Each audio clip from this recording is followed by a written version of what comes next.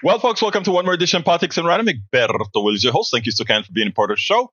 We are going to have a great show for you today. Where's everybody? It's kind of slow. AVQ.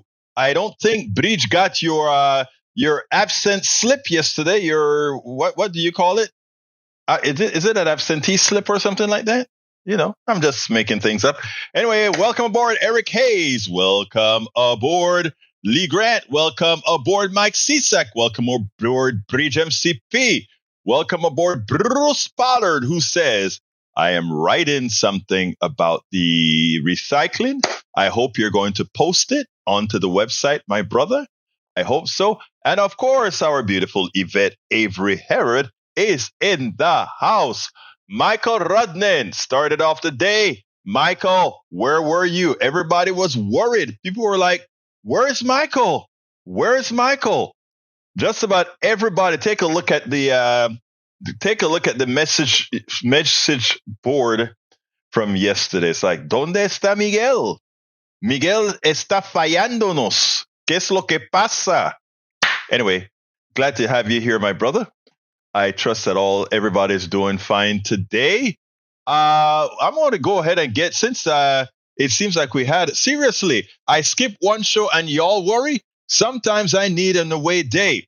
Well, you know, you set the precedent, Michael Rudnin. You are the one that set the precedent. You have been the mainstay stalwart. We love you, brother. Absolutely so. I said he was so frustrated the day before, and I get it. Yeah, I heard you. Bridge. I heard you. But I'm saying we all have tough skins. But when we need to go ahead and smooth it out a bit, it is okay to do so. Anyhow, we're going to get started. The first thing I'm going to start is a short piece on. Let me see. Let's start it this way. Look. All the numbers for Biden looks good. The economic numbers look good.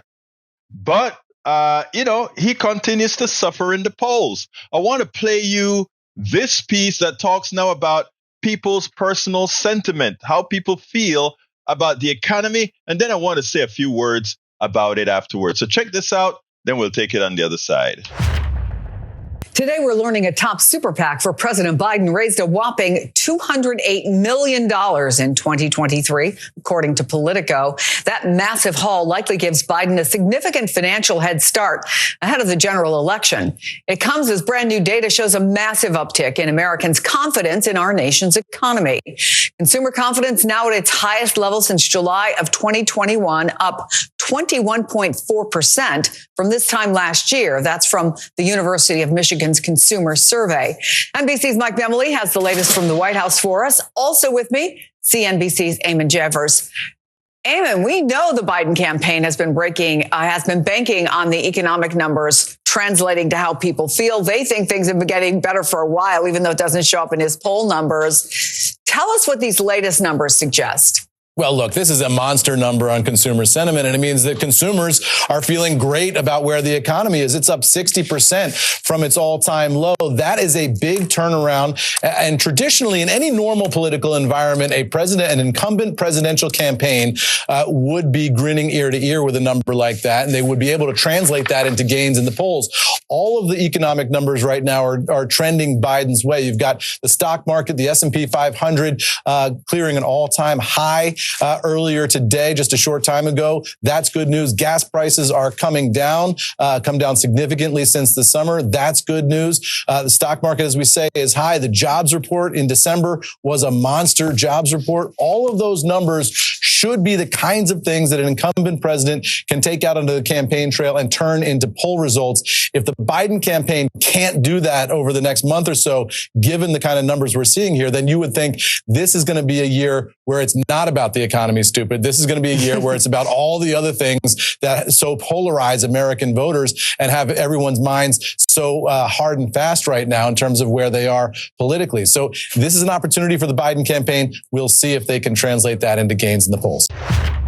Well, I don't know if they can translate that into the gains in the poll, because I think it's already set. The economic numbers on the vast majority of Americans, or I should say on a lot of Americans, have been better for some time, have been very good for some time. And the sentiment says it. The sentiment has all those things rolled up into how they feel about the economy. What has failed to occur is that they haven't attributed their economic success or economic benefits to Biden. And I don't think it is that they haven't assigned it to Biden. I think it's that Biden has so many other anchors holding him down, specifically Netanyahu, specifically his age, specifically his stubbornness in a lot of ways. And again, because of his age, he doesn't see things in a new way. Now, you may contrast that with Donald Trump. Donald Trump is evil. Donald Trump has all these the same kind of old negatives and so forth that Biden has. The difference is the following. Donald Trump was able to establish a cult. So whereas he'll probably max his numbers out in the low to mid 40s, and that is a winning number if he can depress the votes coming from the Democratic side. That's the issue to worry about. Here is the fact. A Biden win is guaranteed if voters vote.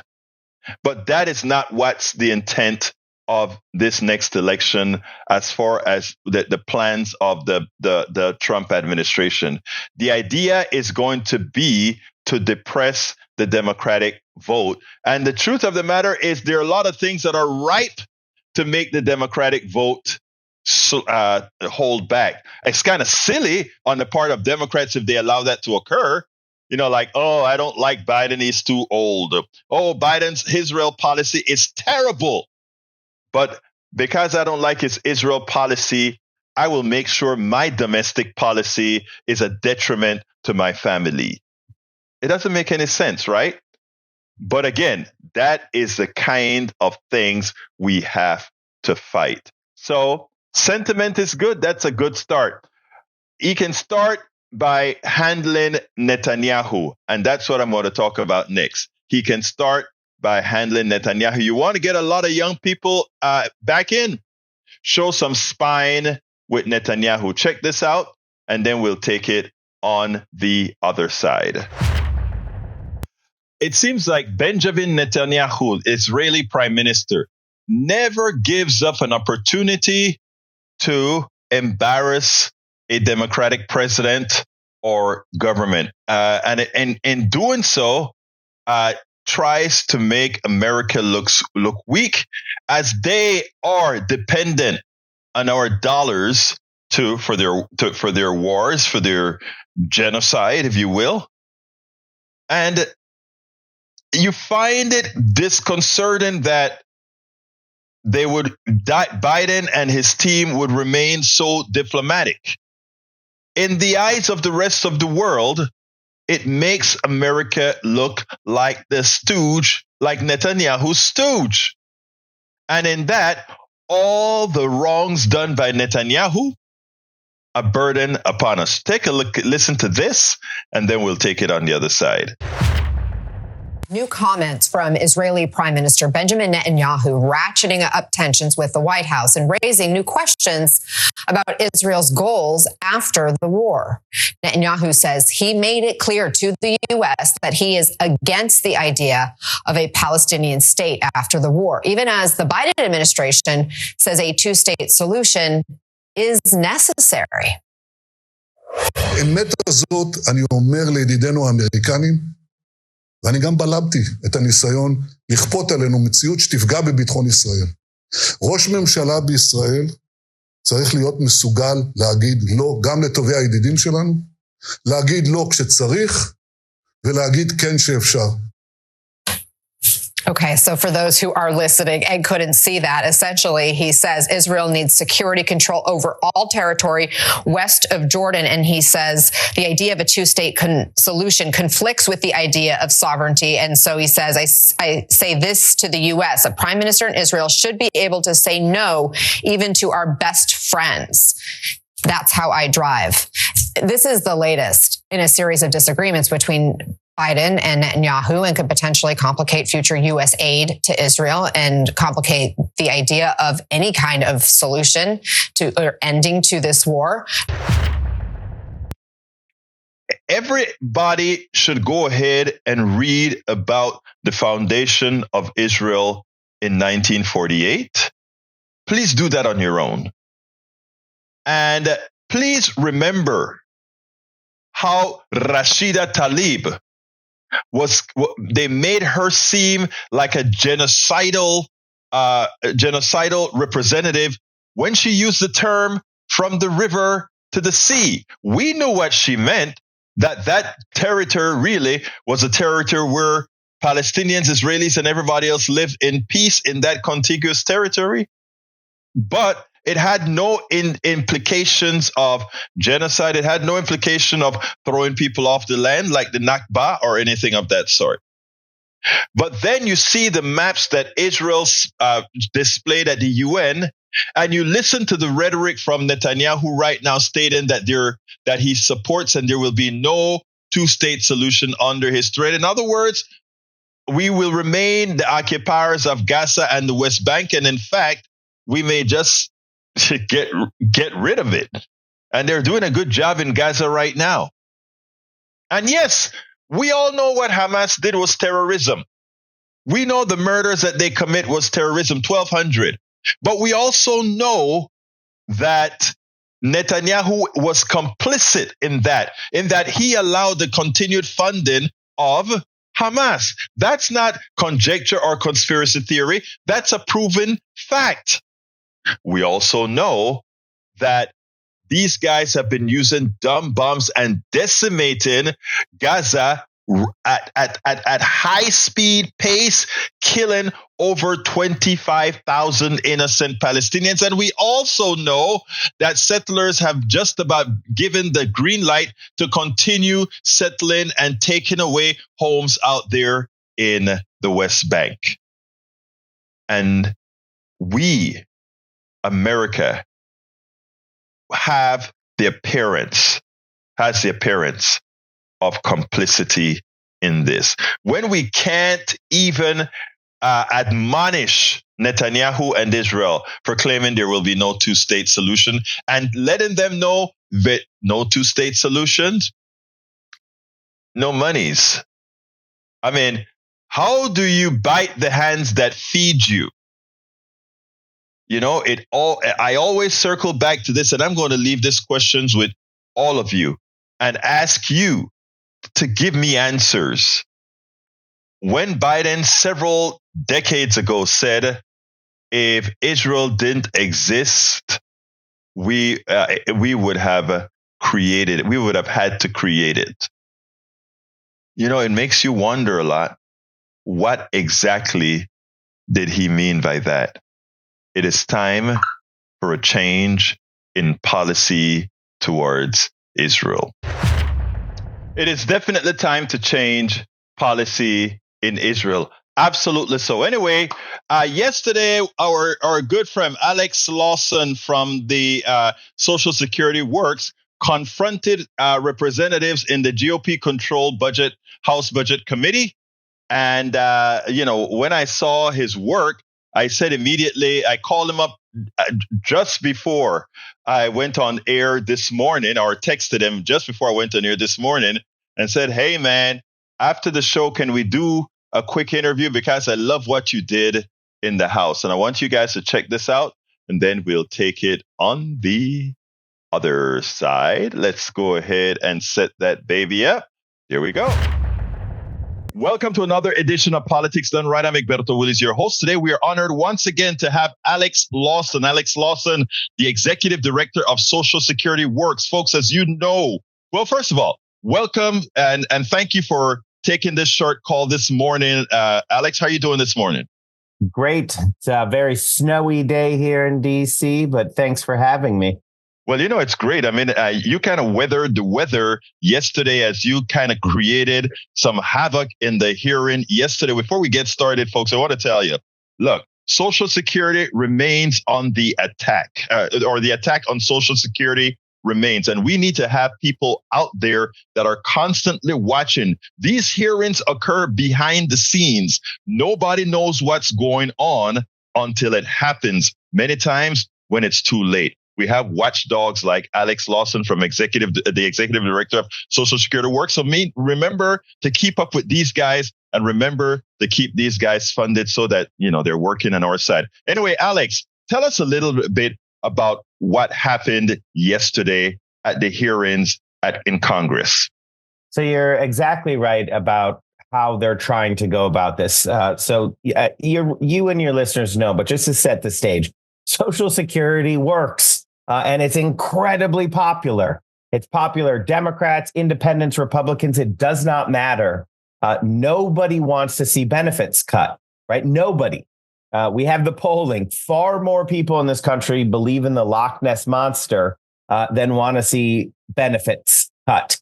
So what the members of Congress who work for the billionaire class, what they do is they try to sneak these attacks on Social Security by.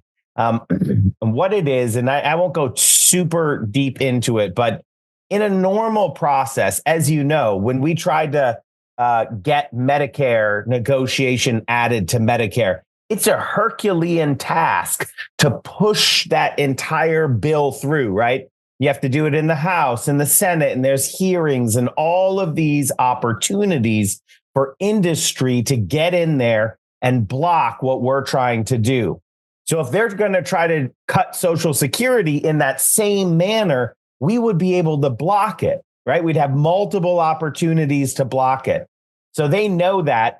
So what they try to do is create what's called a fast track commission, which eliminates all of those opportunities for the public to get in there and say, absolutely, keep your hands off of our Social Security.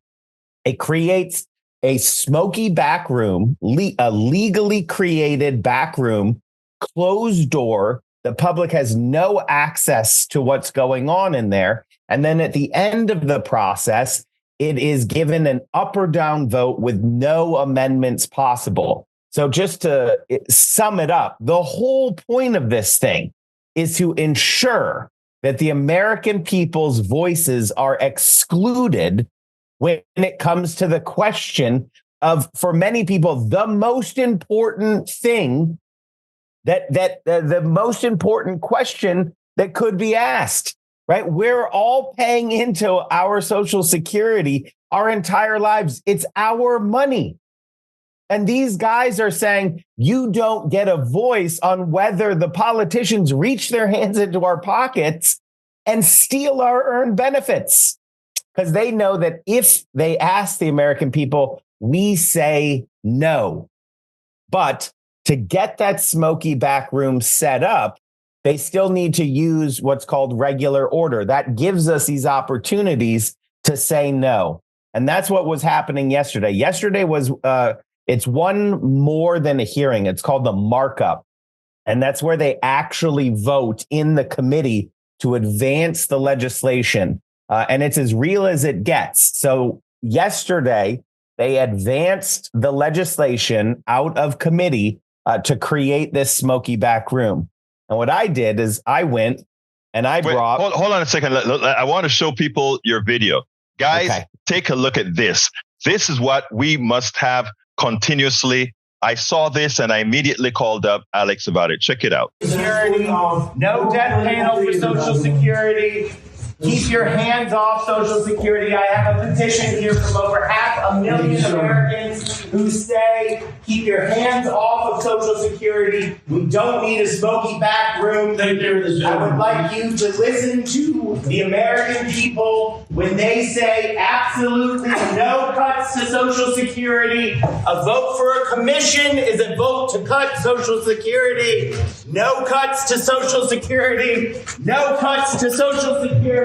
That was great, Alex. I mean, when I saw that first thing this morning, I was about to go on KPFT 90.1 FM Houston, and it's a few minutes before I get started. I said, let me text Alex because I want to get him this morning to get this stuff on the show. Anyway, look, what you are doing are some people's work. That was important because it got attention. And that sleepy meeting that was going on there, none of us would have known about it unless somebody did something performative so that somebody else would pick it up and us get it out there. All I got to say again, great job. Tell us about how that went.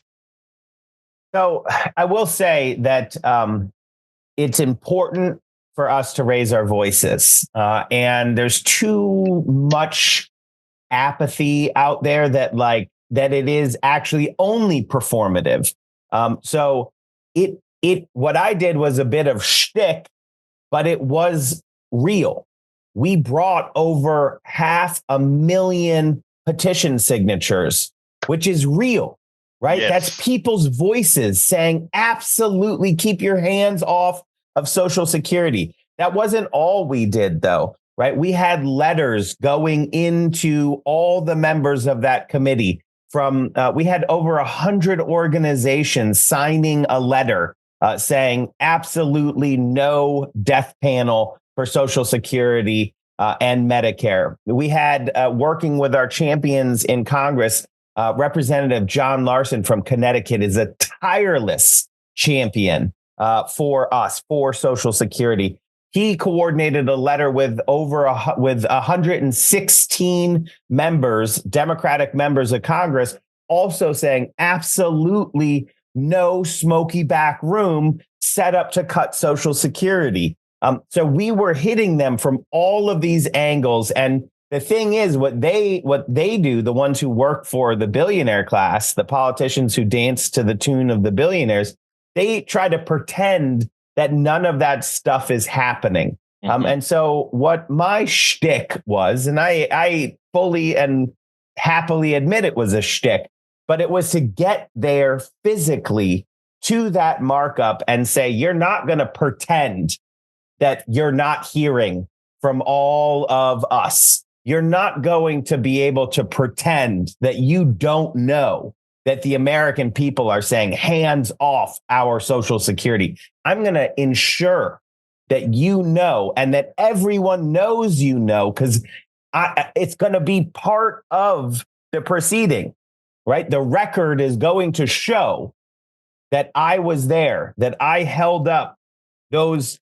500,000 petition signatures. I was supposed to leave it there, but as the cops came and they pulled you out of there. I saw the people just saw that on the thing, but it's a stick, but it's important because what people know is what gets eyeballs, and what we need with that, especially as you mentioned before, with an apathetic country, a country that doesn't think they have the power that they have. We know that they have power, and we need the things that you do to let the people know, no, you are already empowered.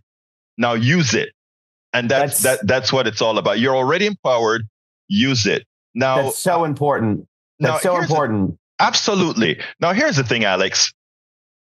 Too many times, there are a few Democrats that give those who are doing the wrong thing cover to be able to go out there and say, look, this is bipartisan. This is right down the middle.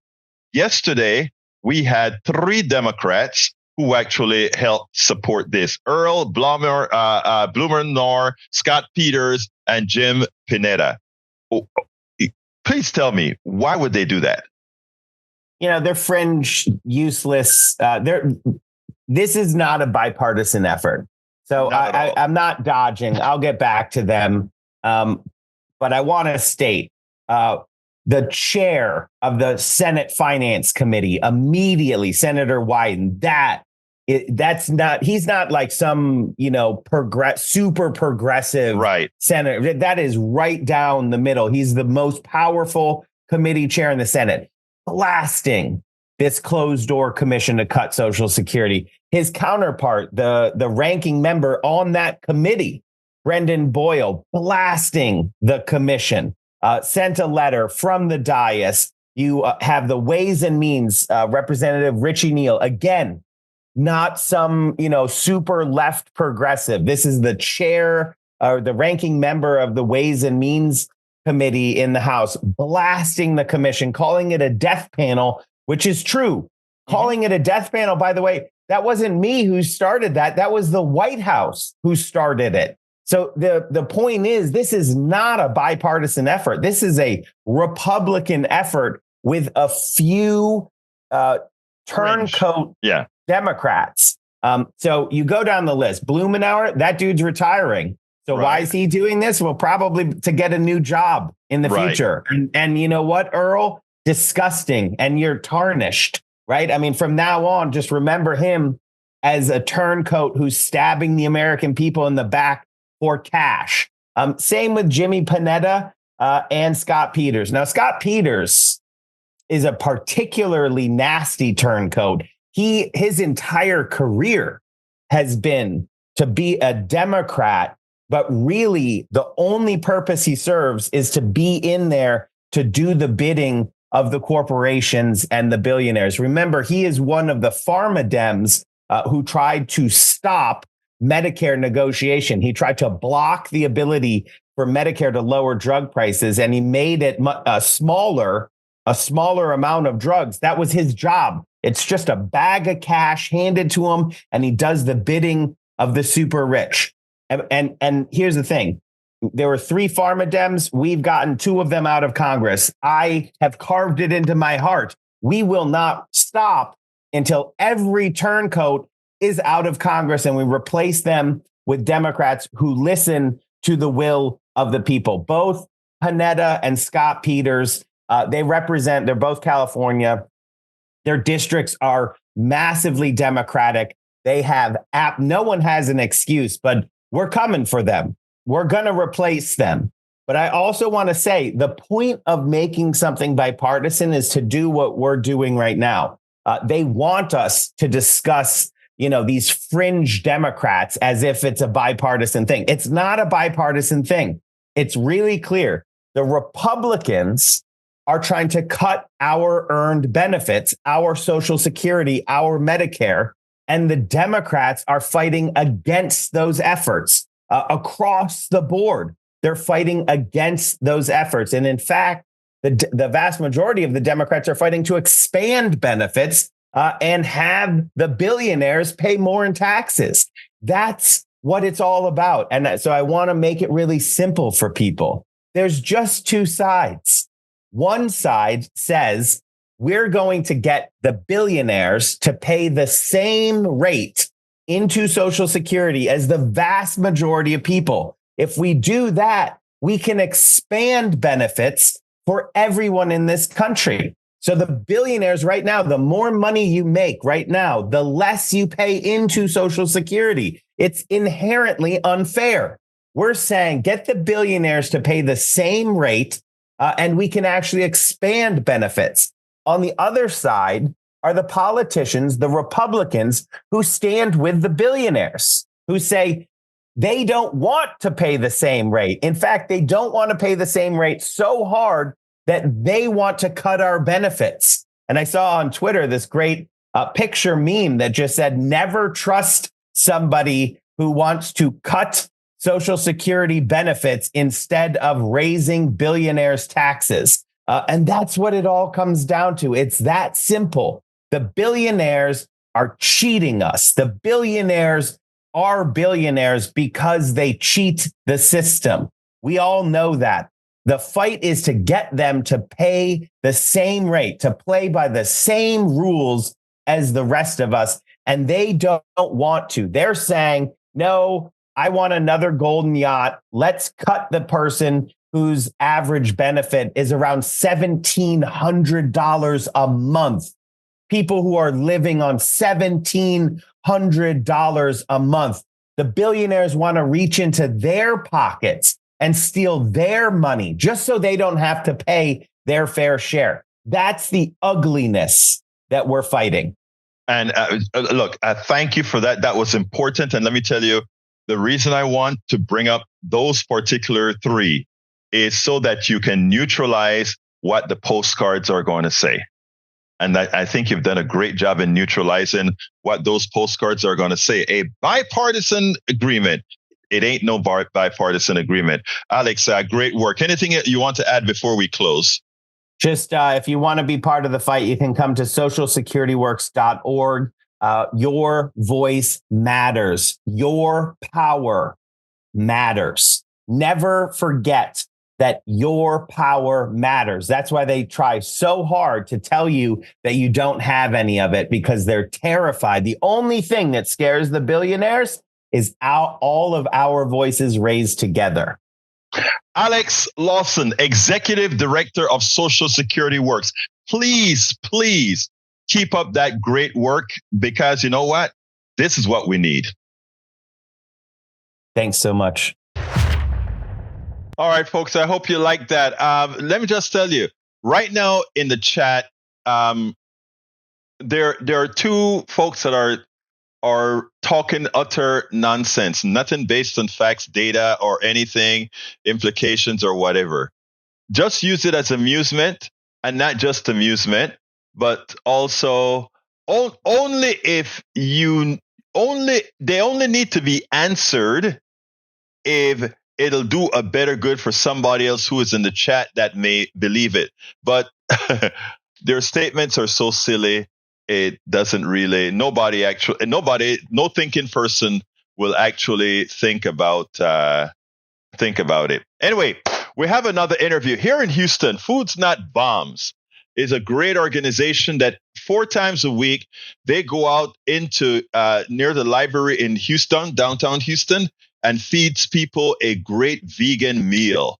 They do a great job. And the mayor of Houston has been giving these guys tickets every time they go out there. They get a certain amount of tickets. They're up to 87 tickets right now. The average price of each ticket is at minimum of $500, and likely it can go up to about $2,000. So we've been raising a whole lot of money for Foods Not Bomb to take care of paying these bills, because they are ensuring that people remain paid, that people remain fed. These are some great, exceptional activists that are out there doing what activists do, what good, moral people do. And of course, there are some that care more about the concern about real estate. Well, if you're concerned about real estate and what it looks like to have a food given out of food in that area, maybe you should do something about the homeless, because most of the homeless are not homeless by choice. They're homeless because of the conditions of a failed economic system. So let's go ahead and show this. Nick Cooper, good friend of mine, who is one of the leaders in the group. Well, they say the group is leaderless, but he plays a very important part in the Foods Not Bombs group. So let's go ahead and play that, and then we'll take that on the other side. Welcome to another edition of Politics Done Right. Today, I'm honored to have our star of the day, Foods Not Bombs, Nick Cooper. These guys had their session with the cops, well, actually with the judiciary system, postponed for a while, and they finally met their day. Well, 3 of them met their day in court yesterday. And from what I understand, it was an interesting scenario. Nick Cooper, Food Not Bombs. First of all, before we get started, tell us a little bit about who Food Not Bomb is and what's been going on. Yeah, well, Food Not Bombs is simple. We get food out 4 nights a week in front of the library. It's vegetarian food. It's vegan food. We're 100% volunteer. We don't have anyone paid. We don't even reimburse our volunteers for their gas money or anything. And we're an anti-war group. We're a non-hierarchical group. So we're different than all these other groups that are doing homeless services in a lot of ways. And successive mayors have tried to go after us with different techniques. And the latest has been hitting us with these tickets for violating the food sharing ordinance. They say, oh, you don't have written permission from the city, so we're going to ticket you. 87 times now our volunteers have been ticketed since March. So we just got these constant court dates. We're just like going in, we sit there. Then the prosecutor basically says, well, we're not ready to go to trial. Then they reset us and then you come back in a month or 2 months and you sit there and you just go through this thing. 87 tickets. So a lot of us have multiple tickets. So we're just sitting there and trying to deal with it. So I think we hit kind of a breaking point of sorts yesterday. I had another one of these trials. I go in, the prosecutor similarly says, oh, we're not really ready because my lawyer had filed a motion. They never responded to the motion, so they're not ready. At this point, the judge is like, okay, y'all weren't ready last time. What happened? And the guy is shuffling around looking all like meek, like some student who, forgot their homework or something. And he's like, well, I'll go downstairs and look and see if anybody has responded. And she's like, well, there's not a response on file. And he's like, well, maybe they're working on it. Like, what the hell? He doesn't even know if they're working on it or not. And it's been months, they've had since October just to respond to a motion. So at this point, the judge got really annoyed with him and then basically dismissed our cases. Just like, you're going to have to refile against on these two tickets if you want to pursue them, but which they can do. It with prejudice. Right. I don't know. Maybe she needed to dismiss it more hardcore. But yeah, this is the kind of dismissal that can come back. They can just refile these two tickets, even though they have 85 other opportunities to go after us. They'll probably refile these because in the past, when things have been dismissed, they just refiled. So we'll see. Now, how much can each of these tickets cost the individual? Well, that's a bit of a gray area because it looks like you can settle when you first get a ticket. They give you the opportunity to settle for $260. But then if they get you to court, they pursue up to $500 per ticket. And then technically, it seems to me, not a lawyer, but as reading the ordinance, it seems to me like they could go after as much as $2,000 per ticket, which would put us at like $170,000 worth of tickets. But I think that's less likely that they're going to try to get $2,000 a ticket because it's never happened so far. Well, your organization, Food's Not Bomb, this is a story that has made it all over the world, that you have a big city like Houston, and it turns out that you guys are doing a good thing. You're feeding people in front of a closed library. I repeat, when you guys are giving out food, the library on public property is closed and it's done orderly. You have the people come out to eat and you guys clean up after yourselves, correct?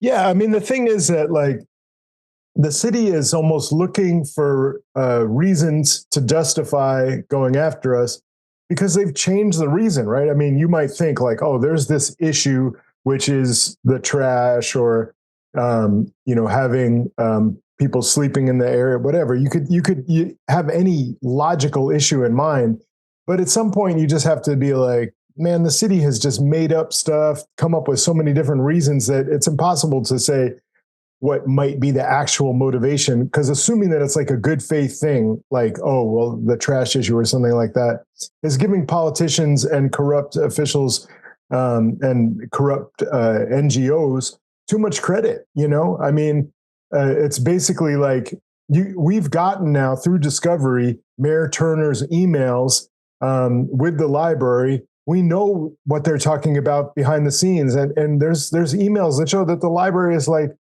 we got a lot of homeless people coming here because of the heat.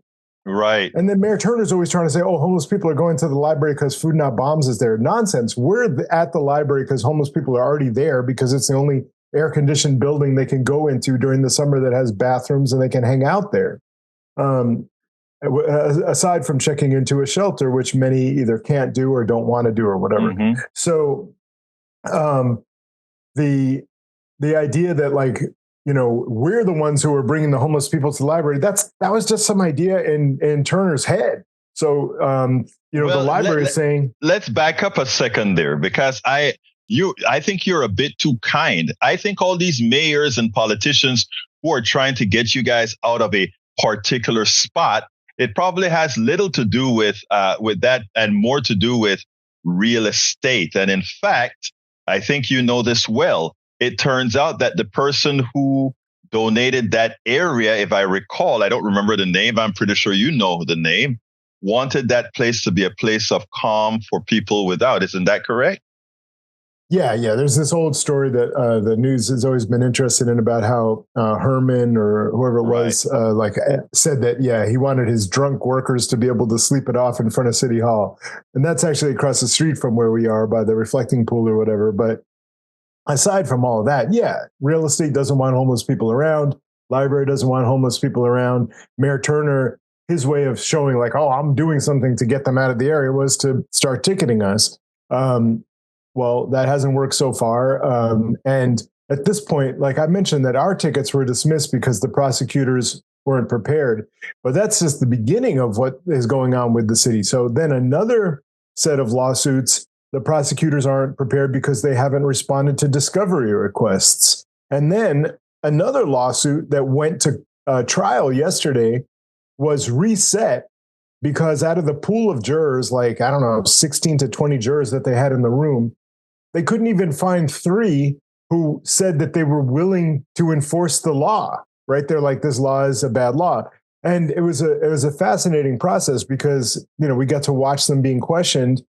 And they're just random people, of course. They're not like hippies or activists or something like that. They're just whoever. So there's some people who have experience giving out food with churches, some jurors who had worked for the city, some jurors who had experience in food prep, all kinds of, just a complete variety of people. And by the time they got through questioning them, everybody was like, no, there's no circumstance under which I would write somebody, I would find somebody $500 for sharing food with the homeless. So they're like, all right. Jury dismissed, failed jury. Let's make sure I get this right, Nick. You went to court, or one of the several defendants that went to court from Food Not Bombs. When they were picking the jury, they could not find a juror who was willing to say they will impose a law that denies your organization the ability to feed people. So the jury, in effect, was saying, I'm sorry, we're not going to let a corrupt government remove our humanity. Take it from there. Yeah, I mean, as jurors, you have to be able to say that you would consider the full range of penalties. So if you're on a death penalty case, you have to say, I would be willing to consider the possibility of a death penalty. And in this case, the maximum penalty is $500 fine.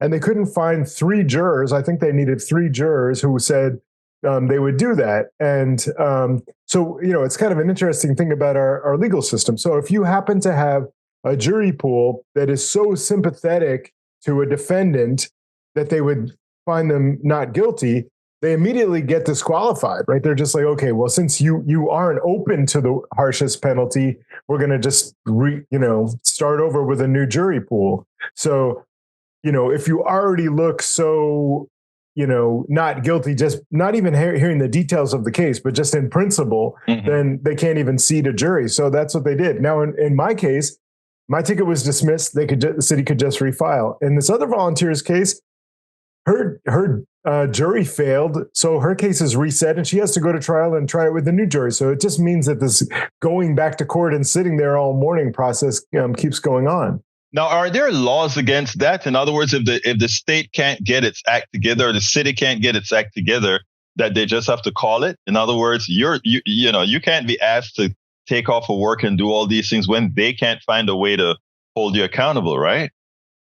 Right. So, there is, of course, just a basic constitutional principle of speedy trial. And this is, more of that is an issue that can be invoked. And in general, I think, this is just me imagining that if judges are already getting to the point where they're like, this ticket is dismissed because y'all aren't ready, refile. If they were to refile and still not be ready, at that point, the judge might dismiss it, with prejudice or even more hardcore thing where it can't come back. So, yeah, I think it's starting to wear on the nerves of these judges that these prosecutors are so incompetent. I can give you, it's just amazing to see these prosecutors because prosecutors in general are not really the cream of the crop when it comes to lawyers or whatever. But in this case, these are people who are used to going after really poor people for traffic violations. This is misdemeanor. This is a very low level crime or whatever.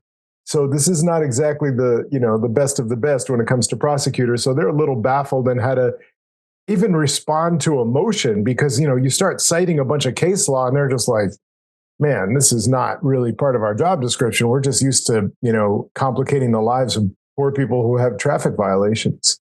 Now, this is under the city, not the county, correct? Yeah, this is municipal. Yeah. This is municipal government. Well, look, I know you guys have 87 tickets and you've been doing very well collecting, getting donations in.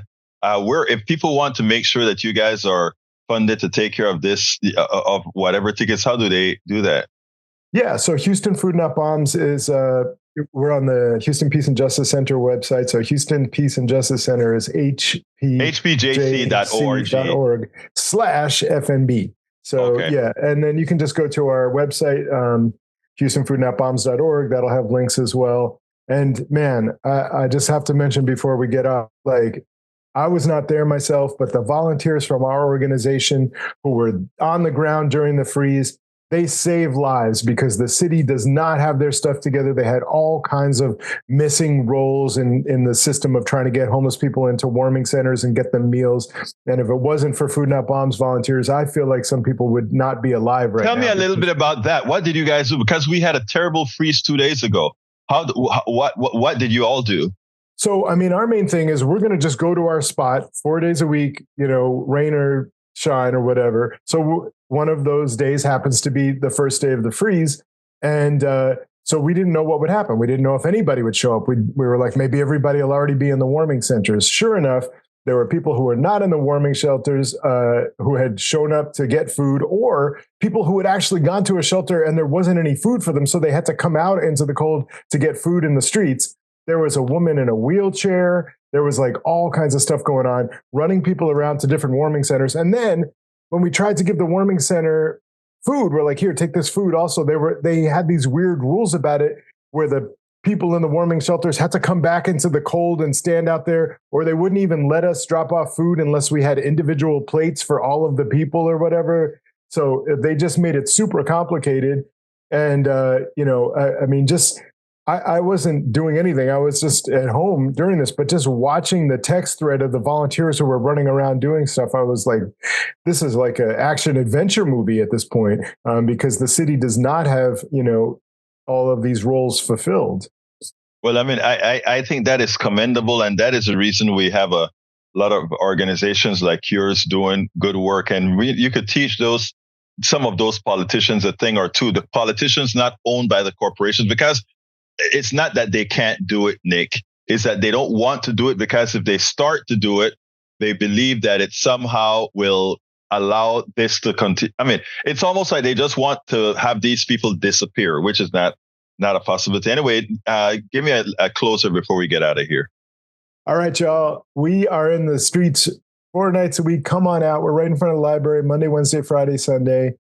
Come at 7. The line starts moving at 7:30. See what Food Not Bombs does. And also, we will, not be silenced in terms of sharing food, but we will also not be silenced in terms of our opposition to war, this insane amount of money going into a genocide right now, when we're not even able to feed and ensure our own people.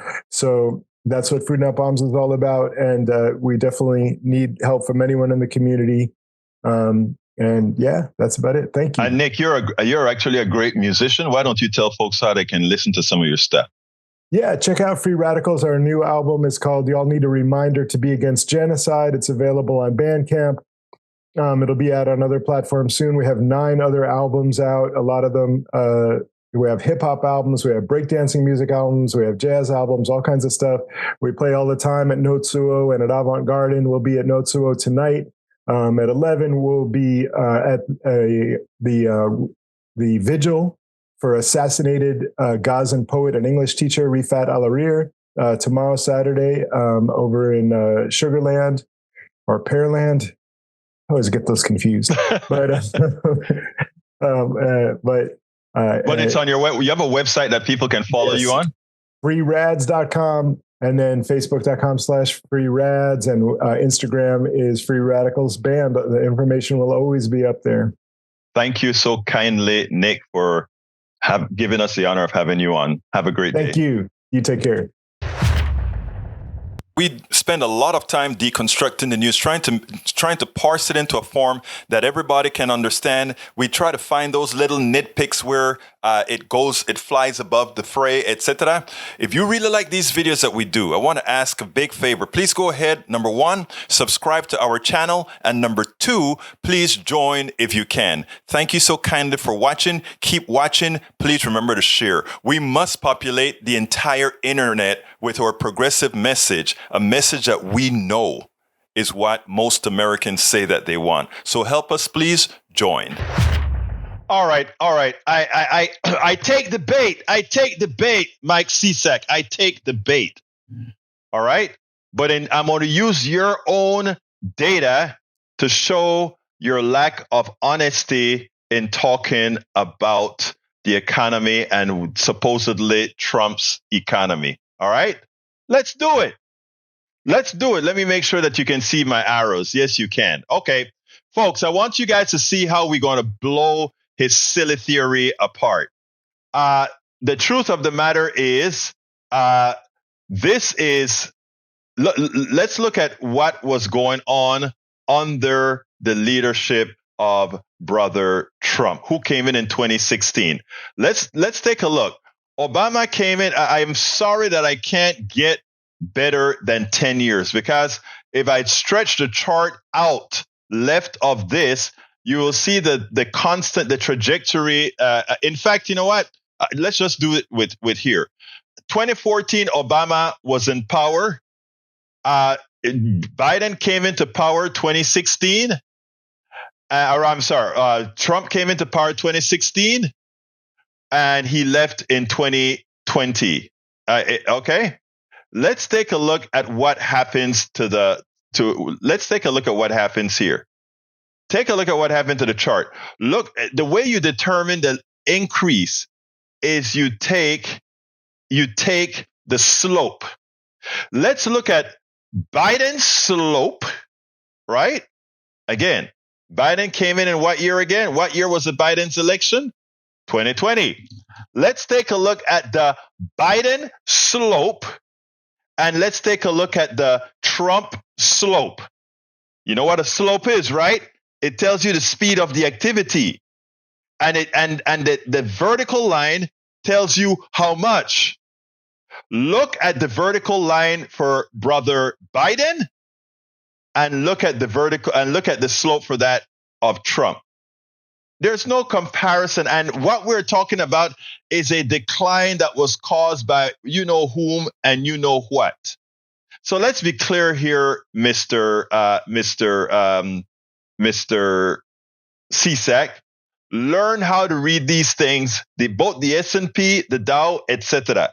But also learn how to read the truity of economics, because what you've shown here is a big fail. Donald Trump inherited an economy that was growing. He did absolutely nothing to help that economy.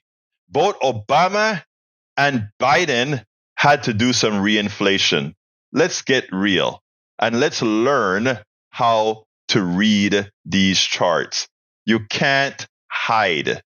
You can't hide. All right. We are out of time right now, and I want to thank all of you for coming on to the program.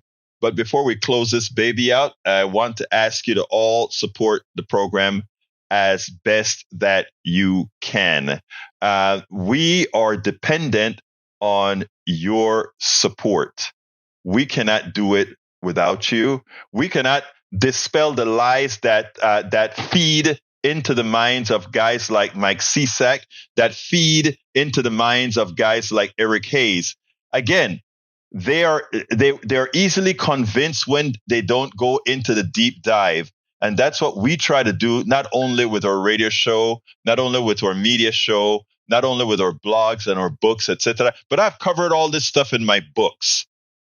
And you know what? You can read all of my books. And guess how you read all of my books? You go ahead and, first of all, there are many ways for you to support the program, right? You can support the program by simply going to politicsdoneright.com/support, politicsdoneright.com/support.